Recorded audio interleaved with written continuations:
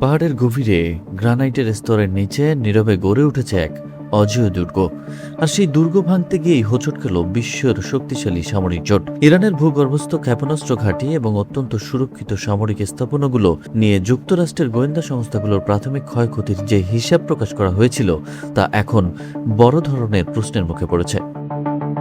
সাম্প্রতিক এক অভ্যন্তরীণ মূল্যায়নে স্বীকার করা হয়েছে, বিমান হামলার মাধ্যমে যে পরিমাণ ধ্বংসযজ্ঞের দাবি করা হয়েছিল বাস্তবে তার অর্ধেকেও অর্জিত হয়নি। এই মূল্যায়ন অনুযায়ী ইরানের মাটির নিচে গড়ে ওঠা তথাকথিত ক্ষেপণাস্ত্র শহরগুলো এখনও অনেকাংশে সক্রিয় এবং কার্যক্ষম রয়েছে। বিশ্লেষকদের মতে এসব স্থাপনা শুধু সামরিক ঘাঁটি নয়, বরং বহুস্তর বিশিষ্ট জটিল টানেল নেটওয়ার্কের অংশ, যা ধ্বংস করা অত্যন্ত কঠিন। পূর্বে যুক্তরাষ্ট্র এবং ইসরায়েলি প্রশাসন দাবি করেছিল যে যৌথ বিমান হামলার মাধ্যমে ইরানের ভূগর্ভস্থ নেটওয়ার্ক ব্যাপকভাবে ধ্বংস এবং অকার্যকর করে দেওয়া হয়েছে। এমনকি ইরানের আকাশসীমার ওপর পূর্ণ নিয়ন্ত্রণ প্রতিষ্ঠার কথাও বলা হয়েছিল। তবে নতুন বিশ্লেষণ বলছে বাস্তবতা সেই দাবির সঙ্গে মিলছে না।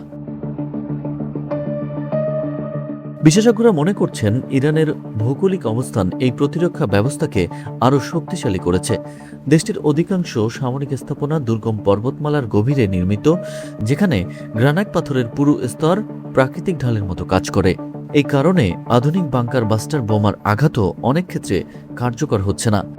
মার্কিন ও ইসরায়েলি বিমান বাহিনীর জন্য এটি একটি বড় প্রযুক্তিগত চ্যালেঞ্জ হয়ে দাঁড়িয়েছে।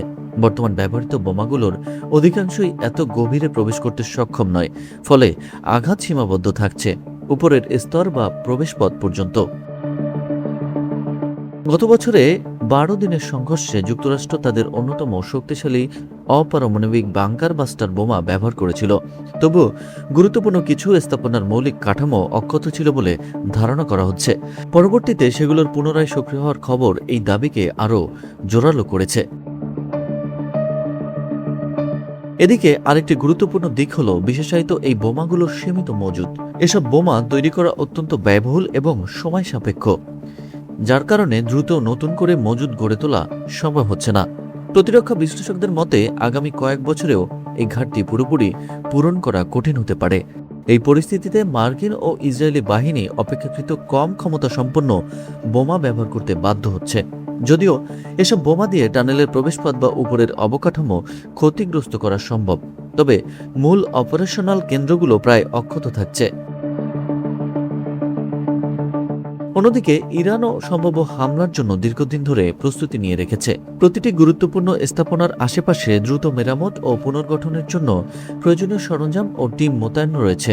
ফলে হামলার পর অল্প সময়ের মধ্যেই ক্ষতিগ্রস্ত অংশ পুনরায় চালু করা সম্ভব হচ্ছে। বিশ্লেষকদের ভাষায় এই ধরনের হামলা অনেকটা সুই ফোটানোর মতো, যা সাময়িক ক্ষতি করলেও সামগ্রিক সক্ষমতায় তেমন প্রভাব ফেলছে না।